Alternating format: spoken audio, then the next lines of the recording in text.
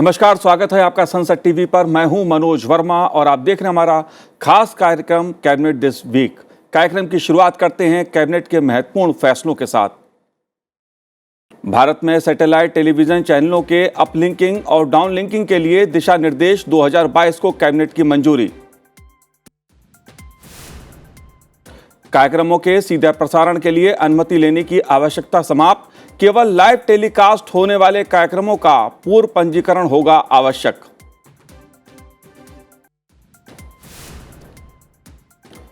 और अब बात भारत में सैटेलाइट टेलीविजन चैनलों के अपलिंकिंग और डाउनलिंकिंग के लिए आए दिशा निर्देशों की।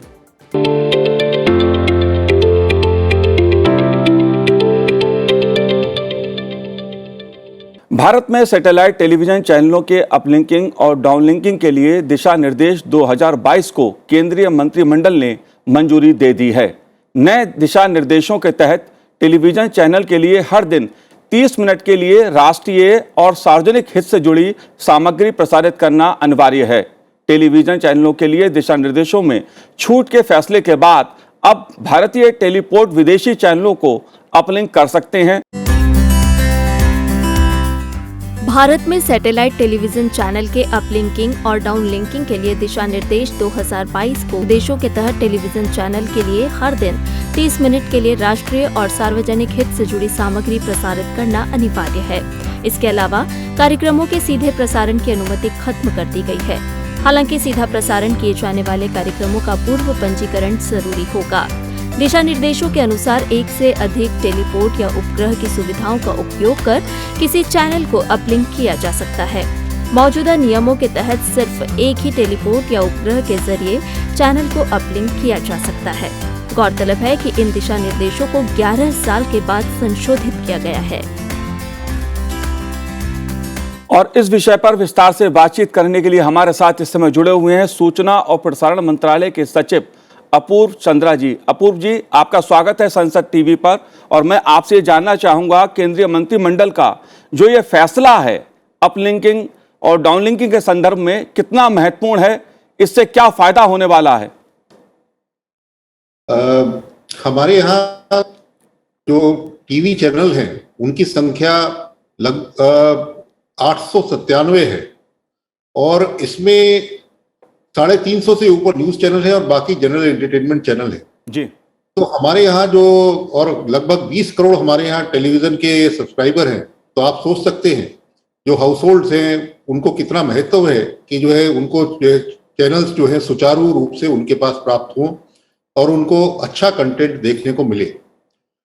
जो हमारा पहली गाइडलाइन थी वो 2005 में बनी थी, उसके बाद दूसरी गाइडलाइन 2011 में बनी और जैसा आपने कहा कि अब 11 वर्ष के अंतराल के बाद नई गाइडलाइंस आ रही हैं। तो इस पे हमने इसको सुचारू करने के लिए कई कदम उठाए हैं। जैसा आपने उल्लेख किया कि अब लाइव टेलीकास्ट के लिए हमारी पूर्व प्रवानगी की जगह केवल इंटीमेशन की जरूरत होगी। फॉरेन टीवी चैनल्स को भी हमने यहाँ से अपलिंकिंग की सहूलियत दी है। फिर जैसे कि कुछ चैनल्स SD से HD होती हैं, उसके लिए हमारी परमिशन की आवश्यकता नहीं होगी। अगर उनको अपनी भाषा बदलनी है तो आवश्यकता नहीं होगी। चैनल्स आपस में जिनकी बिक्री होनी है तो वो उसको हमने सिंप्लीफाई किया है। तो इस तरह से कई सारी चीजें इसमें जी।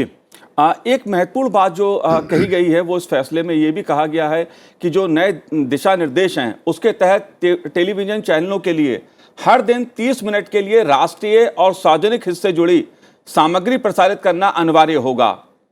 इसका क्या मतलब है, क्या संदेश है इसका?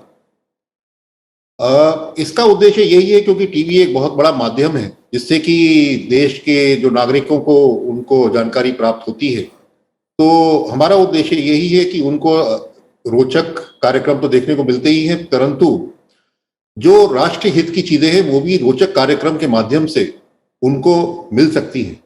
तो इस पे उद्देश्य यही है कि सरकार कार्यक्रम बना के देगी और जो है चैनल्स को दिखाना होगा, परंतु उद्देश्य यह है कि चैनल स्वतः ही जैसे कोई कार्यक्रम कर रही है तो वो जो है नारी शक्ति के ऊपर, सशक्तिकरण के ऊपर हो सकता है, बच्चों के उद्धार के ऊपर हो सकता है, कृषि के ऊपर हो सकता है और ऐसा बहुत सी चैनल आज भी करती हैं। ऐसा नहीं है कि नहीं करती है। तो इसलिए केवल ये एक गाइडलाइन की तरह है, डायरेक्शन है जिसके अंदर जो है हम चाहते हैं कि नागरिकों को की भी कुछ उनको जानकारी प्राप्त होती रहे। जैसे कभी हेल्थ के बारे में हो जी। सकती है, कभी शिक्षण के बारे में हो सकती है। बड़ा फैसला माना जा रहा है टेलीविजन इंडस्ट्री के लिहाज से। मैं ये जानना आपसे चाहता हूं, क्या भारत अपलिंकिंग हब बन पाएगा? हमने इस बार पहली बार ये अलाउ किया है कि जो चैनल्स हैं वो अपलिंकिंग यहाँ से कर सके, और डाउनलिंकिंग अगर देश में ना भी होती हो जी। तो हमारे बहुत से नेबरिंग कंट्रीज है जिनको जो है अपलिंकिंग के लिए आज दूर कहीं सिंगापुर, कभी दुबई या कहीं जाना पड़ता है। परंतु हमारी अपेक्षा है कि इन गाइडलाइंस के तहत, चाहे वो नेपाल हो, भूटान हो, बांग्लादेश हो, श्रीलंका हो, या ऐसे जो भी राज्य हैं, वो हमारे यहाँ आके हमारे टेलीपोर्ट्स पे और हमारी जो सैटेलाइट व्यवस्था है उसका लाभ उठा सकेंगी, जिससे उनको भी सहूलियत होगी, उनकी भी बचत होगी और हमारे यहाँ भी लोगों को रोजगार प्राप्त हो सकेगा। जी। रोजगार और आपने आर्थिक निवेश की बात कही, इस दिशा में और कैसे आप देखते हैं, कितना आर्थिक निवेश की हम संभावना तलाशते हैं? खासतौर से अगर मैं पड़ोसी देशों की बात करूं तो उनकी क्या स्थिति रहने वाली है? अब इसका ये तो अब हम उनसे प्रयास करेंगे, उनसे हम जो है उनसे हम संपर्क तो बनाए हुए हैं। साथ के साथ जो हमारे, क्योंकि ये तो प्राइवेट इंडस्ट्री है, टेलीपोर्ट्स है, उनको भी उनके तरफ जाके अपनी सुविधाएं का देना चाहिए कि हम क्या क्या सुविधा उनको उपलब्ध करा सकते हैं, और हमें अपेक्षा है कि इसका लाभ हो। अपूर्व जी, ये बात मैं इसलिए समझना आपसे चाहता हूं क्योंकि आमतौर पर देखने में ये आता था कि भारत के जो पड़ोसी देश हैं वो भी एक प्रकार से अपलिंकिंग या डाउनलिंकिंग की सेवाएं जो हैं वो सिंगापुर से लेना ज़्यादा अच्छा समझते थे। अब इसके बाद क्या बड़ा बदलाव देखने को मिल सकता है? जी हाँ, हमारी अपेक्षा तो यही है कि इससे इस निर्णय का यही बदल आएगा, क्योंकि सिंगापुर वगैरह से हमारे यहाँ की जो व्यवस्था है वो सुकर है और बेहतर है। तो हमारा उनको आमंत्रण है कि वहाँ की जो चैनल्स हैं उनका अपलिंकिंग यहाँ से किया जाए। जी, एक बात और कि नए दिशा निर्देशों के तहत कार्यक्रमों के सीधे प्रसारण की अनुमति खत्म कर दी गई है। इससे क्या तात्पर्य है, क्या आशा है इसका? बहुत से चैनल्स होते हैं जिनको सीधा प्रसारण, कभी वो शो का होता है, कभी म्यूजिक शो का होता है, कभी किसी स्पोर्ट्स का होता है, और कई लोकल प्रोग्राम्स भी होते हैं। उनकी परमिशन के लिए हमारे पास आना पड़ता था, और उस परमिशन में कई, क्योंकि अब लाइव परफॉर्मेंस है तो वो तो एक पर्टिकुलर डेट पे ही होनी है, परंतु उस पर वो थोड़ी जो प्रक्रिया थी थोड़ी जटिल थी। अगर उसमें समय लग जाता है तो फिर जो है परफॉर्मेंस के अंदर थोड़ा विलंब भी हो सकता है। तो ये एक बहुत लोगों को, एक जो परफॉर्मेंस कराने वाले या जिनको डायरेक्ट टेलीकास्ट करना होता था उनके लिए इसमें, क्योंकि समयबद्ध रूप से ये मिल पाने में कई बार अड़चने भी आती थी। तो अब हमने उसको इंटीमेशन की तरह कर दिया है, क्योंकि जो अगर आप अपनी सैटेलाइट पहले से यूज कर रहे हैं, डीएसएनजी की परवानगी की जरूरत, परमिशन की जरूरत नहीं है, तो आप इंटीमेशन करके केवल फीस भरें, जो कि एक दिन की 1 लाख रुपए फीस है वो भरें और अपना कार्यक्रम करते रहें। जी, टेक्निकल दृष्टि की अगर मैं बात करूं तो उससे और क्या बदलाव होने वाले हैं?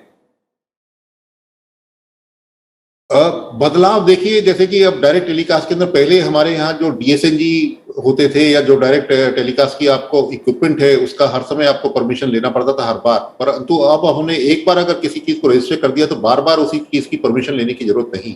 जी। ऐसे ही अगर सैटेलाइट को, अगर आपने एक बार सैटेलाइट का परमिशन ले रखी है एक ट्रांसपोंडर की, तो हर बार हमें उस डिपार्टमेंट ऑफ स्पेस पे भेज के उसकी परमिशन लेने की जरूरत नहीं होगी। तो इस तरह से इसमें मेरे ख्याल से काफी बदल आएगा और जल्दी लोगों को मिल सकेगा। साथ ही हमने अभी 6 महीने पहले ही ब्रॉडकास्ट सेवा पोर्टल शुरू किया था, जिसपे हमने ऑनलाइन प्रक्रिया शुरू करी है। तो पहले ये सब का जो प्रक्रिया थी वो फाइलों पे होती थी, अब ये ऑनलाइन हो चुकी है पोर्टल के माध्यम से, तो उसका भी लाभ लोगों को मिलेगा। जी। और एक तो बदल जो हमने और किए हैं कि पहले जो नेटवर्थ की रिक्वायरमेंट थी जी, वो पुरानी चैनल्स जो पहले मंजूर थी 2005 में, उनकी बहुत कम थी कि उन्हें 3 करोड़ या एक ओरिजिनल चैनल के लिए और 1 करोड़ इस तरह का था। परंतु 2011 में वो बढ़ के 20 करोड़ और 5 करोड़ वगैरह हो गई थी। तो लेवल प्लेइंग फील्ड नहीं था कि कुछ चैनल्स की नेटवर्थ की रिक्वायरमेंट थी, कुछ की ज्यादा थी, तो अब हमने उसको सबको बराबर कर दिया। जी। अपूर्व चंद्रा जी, आपने संसद टीवी से बात की, बहुत बहुत शुक्रिया, बहुत बहुत धन्यवाद हमसे बात करने के लिए।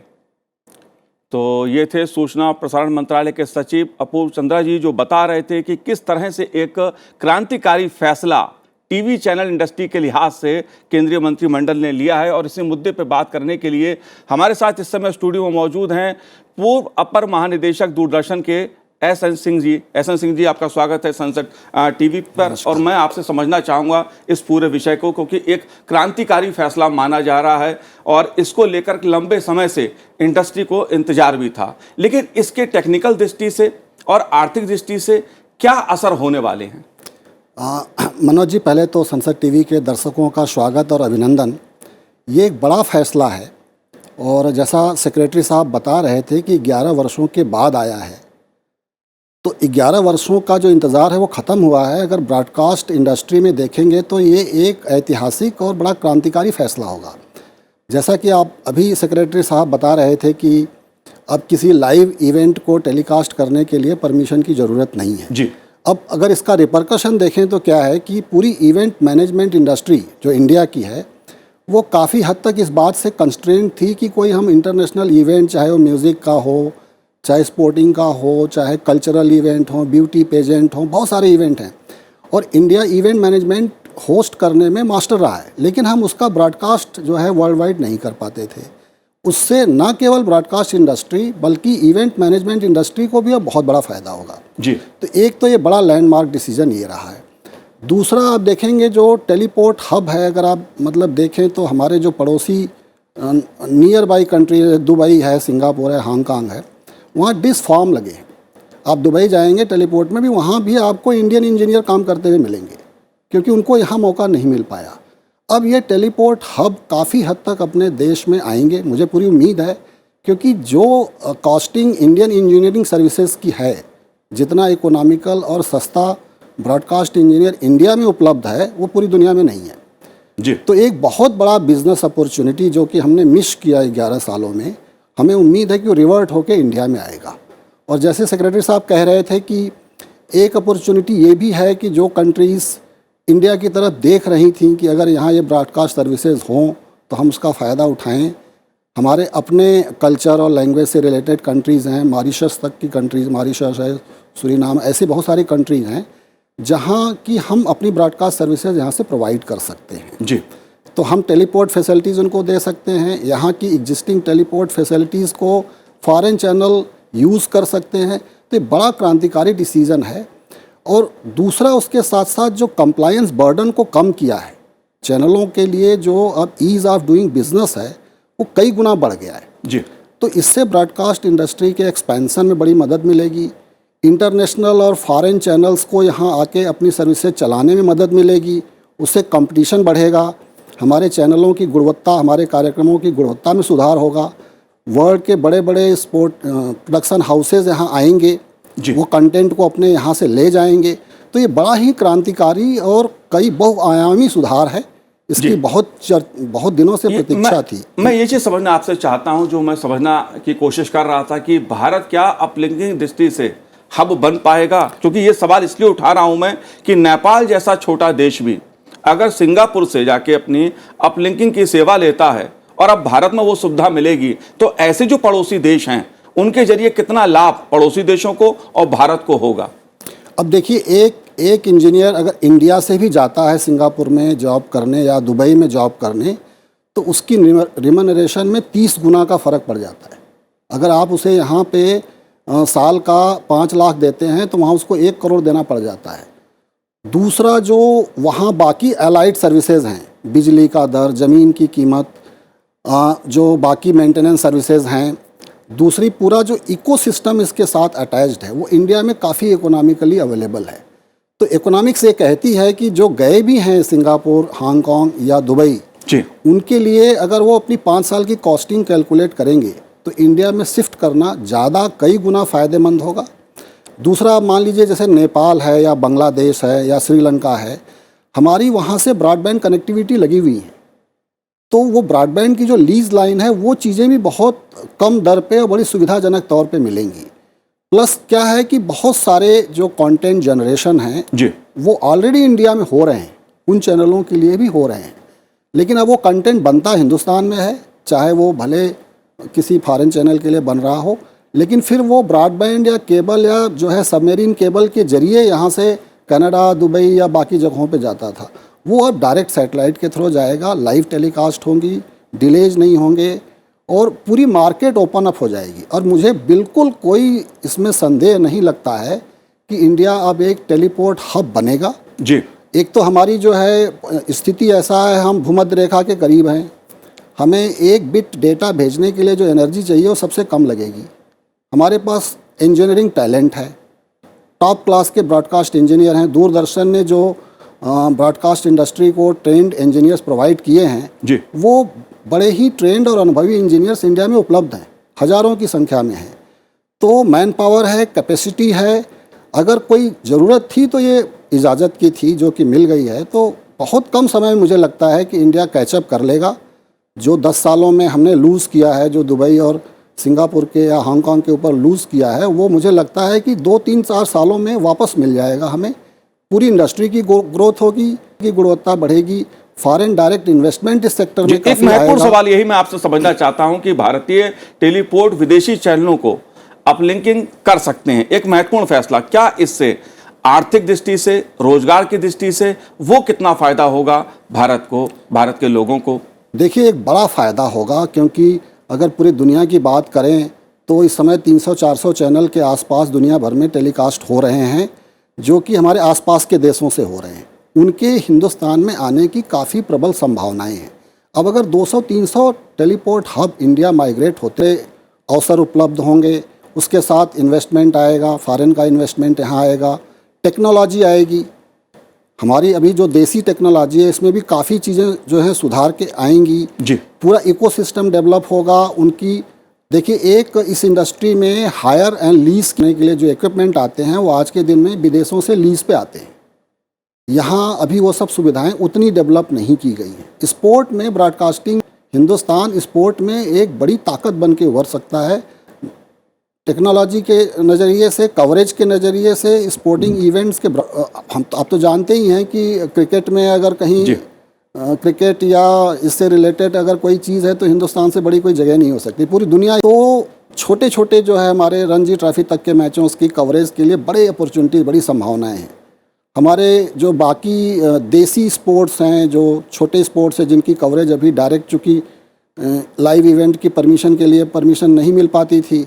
अब देखिए, मान लीजिए कोई गांव में या जैसे पंजाब में होता है, देसी खेल होते हैं, उसको ब्रॉडकास्ट करना है, तो अब आप कितने 3 महीने पहले से परमिशन लेने जाएंगे, नहीं मिल पाएगी, इवेंट हो जाएगा, उसकी ब्रॉडकास्ट नहीं हो पाती थी। और स्पोर्ट में लाइव टेलीकास्ट का एक अपना आनंद है, आप उसे रिकॉर्ड करके बाद में डिस्ट्रीब्यूट करेंगे, उसका उतना लोग एंजॉय नहीं करते। तो एक बड़ा इकोसिस्टम होगा, तैयार होगा, बहुत सारी रोज़गार की संभावनाएँ हैं, बड़ा इन्वेस्टमेंट आएगा। जो NRIs हैं हमारे, जो बहुत सारे विदेशी जो इस धंधे से जुड़े हुए, रोज़गार से जुड़े हुए लोग हैं, वो हिंदुस्तान लौट के आएंगे, वापस आएंगे, उनके साथ उनकी टेक्नोलॉजी आएगी, इन्वेस्टमेंट आएगा। तो एज ए ब्रॉडकास्ट इंजीनियर मैं तो बहुत खुश हूँ जी। ये अगर 15 साल पहले हो गया होता तो शायद उसका काफ़ी जो है आनंद हम लोग भी उठा पाते, बट नेवरदलेस देर आए हैं, दुरुस्त आए हैं जी, और बड़ी संभावना है इसके लिए मनुष्य। एक सिंह साहब, और महत्वपूर्ण फैसला इसमें हुआ है कि सीधे प्रसारण की जो अनुमति है उसे समाप्त कर दिया गया है। मैं ये बात इसलिए आपसे समझना चाहता हूं कि आमतौर पर जब भी सीधे प्रसारण की बात होती है तो जो प्राइवेट चैनल्स हैं, जो प्राइवेट इस क्षेत्र में लोग काम करते हैं, उनको तमाम तकलीफों का सामना करना पड़ता था, कई तरह के सवाल किंतु परंतु लगते थे। अब क्या सहज होगी स्थिति, आसान होगी स्थिति? इसे बहुत ही आसान बना दिया है। जैसा सचिव साहब कह रहे थे, मात्र एक पत्र या एक ईमेल आपको भेज देनी है, दैट्स ऑल, और कोई कंप्लायंस बर्डन नहीं है, खाली आप उन्हें सूचित कर देना है। अच्छा, इस फैसले से आप देखेंगे तो न सिर्फ ब्रॉडकास्ट सेक्टर जी, बट जैसा कि मैं कह रहा था, इवेंट मैनेजमेंट कंपनीज इंडिया में एक बड़ा इवॉल्विंग बिजनेस है, इवेंट को होस्ट करना, इवेंट को मैनेज करना। लेकिन इवेंट होस्टिंग में हम आगे इसलिए नहीं बढ़ पा रहे थे कि हमें इसको लाइव ब्रॉडकास्ट करने की जो है परमिशन नहीं मिल पाती थी समय से। अब लाइव ब्रॉडकास्ट होने से, क्योंकि आप जानते हैं जो दिखता है वही बिकता है जी, अगर कुछ बेचना है तो उसको दिखना है।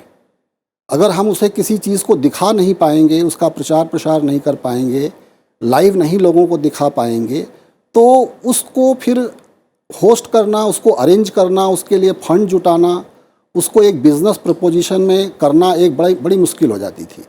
अब इस परमिशन के मिलने से, चूँकि इवेंट को लाइव ब्रॉडकास्ट किया जा सकेगा, तो इससे बहुत सारे उद्यम खुलेंगे। बहुत सारे रोजगार जिसके बारे में अभी हम आज सोच नहीं पा रहे हैं। ऐसी बहुत सारी संभावनाएं होंगी। और सिर्फ इंटरटेनमेंट या स्पोर्ट नहीं, बल्कि मैं तो कह रहा हूँ एजुकेशन है। आप मान लीजिए किसी हॉस्पिटल में एक ऑपरेशन हो रहा है जो अपने किस्म का लैंडमार्क ऑपरेशन है, और वो हॉस्पिटल उसको लाइव ब्रॉडकास्ट करना चाहता है वर्ल्ड वाइड अपने सारे हॉस्पिटल्स की चेन के लिए। अभी वो परमिशन नहीं थी। आप उसे रिकॉर्ड कर सकते हो, बाद में दे सकते हो, लेकिन अभी परमिशन मिल गई है। अब इससे आप देखिए तो उस हॉस्पिटल और चेन ऑफ हॉस्पिटल के लिए कितना बड़ा डिसीज़न है कि एक दिल्ली में ऑपरेशन हो रहा है, उसके देश भर में या दुनिया भर में 400 जो हॉस्पिटल्स हैं उसको देख रहे हैं, उसमें सर्जन से सवाल कर रहे हैं, उससे जानकारी मिल रही है। ऐसे एजुकेशन, मेडिकल, हेल्थ और बहुत सारे फील्ड में नए नए उद्योग पनपेंगे इससे, जो ब्रॉडकास्टिंग के नेटवर्क में सपोर्टेड होंगे। जाहिर है कि एक बड़ा फैसला जो इंडस्ट्री की शक्ल को बदल देगा, नीति को बदल देगा। लेकिन एक सवाल यहाँ पर और उठता है कि एक से अधिक टेलीपोर्ट या उपग्रहों की सुविधाओं का उपयोग कर किसी चैनल को अपलिंक करने का जो एक तरीका होता है, उसको लेकर क्या बदलाव आप देखते हैं? कितना बड़ा बदलाव इसमें होगा? अब देखिए, जैसे अगर हम मान लीजिए कोई तमिल चैनल चला रहे हैं और हमारा जो है प्रोडक्शन हाउस दिल्ली में है स्थित, और उसे हम ब्रॉडकास्ट करना चाहते हैं, तो क्या है, सारे जो तमिल भाषा से संबंधित जो कलाकार हैं, एंकर्स हैं, उनको आपको दिल्ली लाना पड़ेगा, या आप चेन्नई में जाके एक स्टूडियो बनाएं, तो वहाँ पे जब आप लाइव करना चाहें तो वहाँ से दिल्ली के बीच में आपको लीज लाइन हायर करनी पड़ेगी। ये एक एडिशनल रेवेन्यू और फाइनेंस बर्डन आता था। अब क्या है कि जैसे दूरदर्शन का आप देखते हैं ना कि अब ये नेटवर्क कार्यक्रम है, गुवाहाटी से लाइव आ रहा है, न्यूज़ की अगली लाइन या अगला जो श्रृंखला है वो त्रिवेंद्रम से आ रही है, कोई प्रोग्राम हिमाचल से आ रहा है। तो हम लोग अब दूरदर्शन में जैसे था कि एक नेटवर्क था, हम 8 या 10 जगहों से एक साथ एक चीज़ को टेलीकास्ट कर सकते थे। अब सरकार ने ये सुविधा प्राइवेट ब्रॉडकास्टर को भी दे दी है।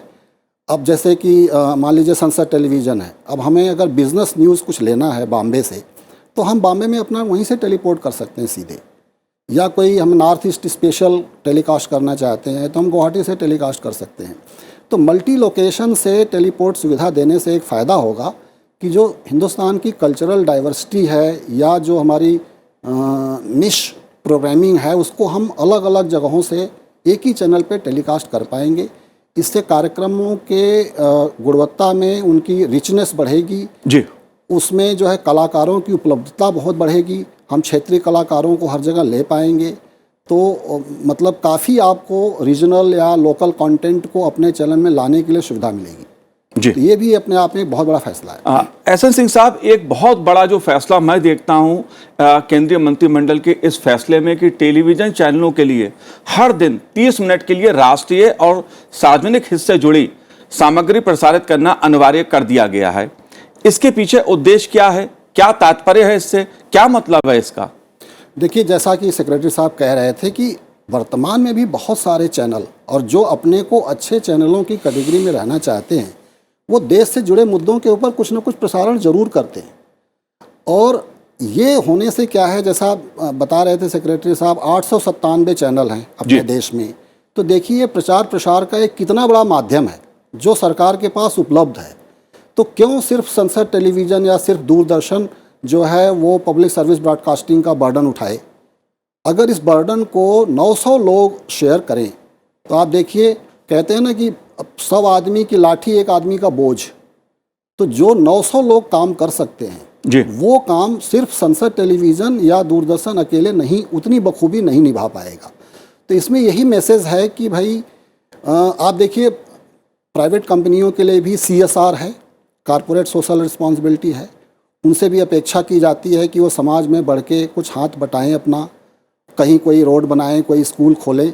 उसी तरह का एक प्रकार से एक CSR रिस्पॉन्सिबिलिटी आप मान लीजिए इसको, जो ब्रॉडकास्टिंग चैनलों को दी गई है कि भाई 23-23.5 घंटे आप अपने जो मर्जी चलाना चलाइए, दिन भर में मिला के कम से कम 20, 25, 30 मिनट का आप जो है एक पब्लिक सर्विस ब्रॉडकास्टिंग, हेल्थ हो, एजुकेशन हो, देश में कुपोषण की समस्या है, अभी भी किसानों तक सही जानकारी सही समय पर नहीं पहुंच पाती, ठीक है। इसके अलावा जो डिज़ास्टर है, अपना देश इतना विशाल है, एक तरफ बाढ़ होती है तो एक तरफ सूखा पड़ा होता है। तो सिर्फ संसद टेलीविज़न से अपेक्षा की जाए कि पूरे देश की जो पब्लिक सर्विस ब्रॉडकास्टिंग की नीड है उसे पूरा कर पाएंगे, तो ये थोड़ा मुश्किल काम है। दूसरा, जो रीजनल चैनल है जी, जैसे कोई चैनल गुवाहाटी से चलता है, कोई कश्मीर से चल रहा है, कोई त्रिवेंद्रम में चल रहा है, वो अपने एरिया की रिक्वायरमेंट के हिसाब से अगर एक पब्लिक सर्विस ब्रॉडकास्टिंग का जो कंटेंट देते हैं, वो कोई भी सेंट्रलाइज्ड एक या दो चैनल उसे पूरा नहीं कर पाता। तो ये सरकार की बहुत अच्छा कदम है, बहुत अच्छा सुझाव है, और मुझे लगता है कि ब्रॉडकास्ट इंडस्ट्री को इसे बड़े शौक से हाथों हाथ लेना चाहिए।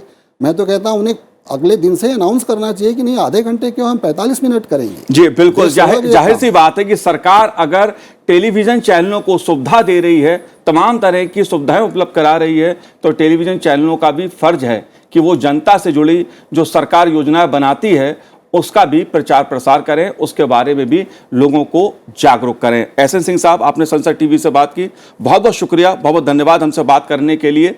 तो आज इस कार्यक्रम में इतना ही, मुझे दीजिए आज्ञा, नमस्कार।